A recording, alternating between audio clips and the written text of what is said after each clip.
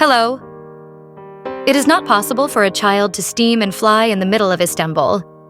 In the order in which children of the age when they should go to school are begging, are we doing good or evil by helping them? The 6-year-old innocent angel who is called by the name of Shirin on the streets. Shirin and her family are moving from Sanliurfa to Istanbul after the February 6, 2023 Kahramanmaras earthquake, and SMURF's sad story begins. Sirin Elmas 31 October in Istanbul, Sicily.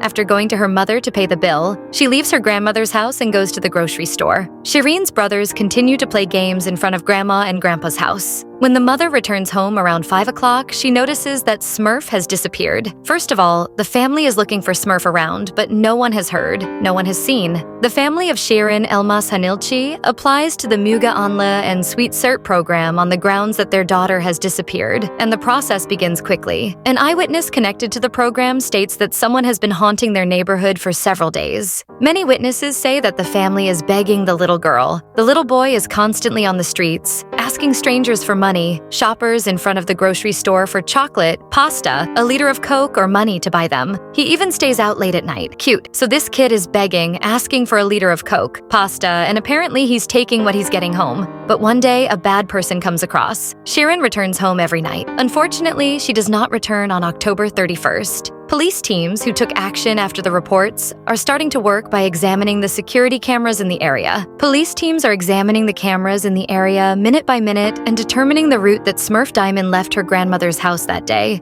6-year-old Shirin is found to have left this point after playing in front of the door for a while and entered the street located further from her house. After that, a new camera recording image is found on the other street located on the upper cross street of the house. In the examined camera images, it seems that SMURF Elmas had a male person next to him, chatted with the paper collector in a rickshaw for a while, and then SMURF made his way to this street. In the examined camera footage, it is determined that SMURF was seen with a 50-year-old man and disappeared near the cemetery. It is reflected on the cameras that the man who left the cemetery with SMURF was the only one on the way back.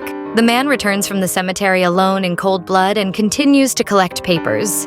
The identified paper collector is being brought to Feriköy Police Center for expression procedures. Unfortunately, painful news comes during the detention process. The suspected murderer, who confessed to killing 6-year-old Sirin Elmas testifies to the public prosecutor and tells about the murder he committed. The detained suspect in his statement, "He came to me. He asked for 200 pounds in money. I said I wouldn't. It haunted me. He kept asking for money. It bothered me, so I got angry, dragged him into the cemetery, strangled him to death with the scarf on the child, and covered him up with grass," he says. Mustafa Arun, who said that he was depressed and angry at this situation, admits that he strangled and killed Shirin and then threw her into a pit at the Feriköy cemetery. As a result of the studies carried out, the lifeless body of Sirin Elmas was found in Feriköy Cemetery. The funeral was taken to the Forensic Medicine Institution morgue for examination. After the prosecutor's office referred the suspect, whose detention he requested, to the court, he was arrested for qualified sexual abuse of a child and premeditated murder. Metris was brought to the T-type closed penal institution and put behind bars. On the other hand, it appears in new details about Shirin and her family. "I was very sorry to hear that he was killed in the cemetery," Grandpa says.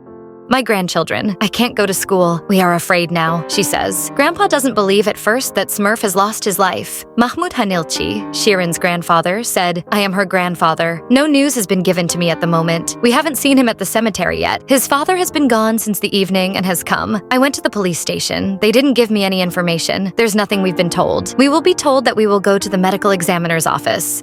I will see with my eyes that I will say he is dead. My relatives, friends are calling me. They say, 'He's dead. He's been killed,' he says. SMURF's mother is on the air.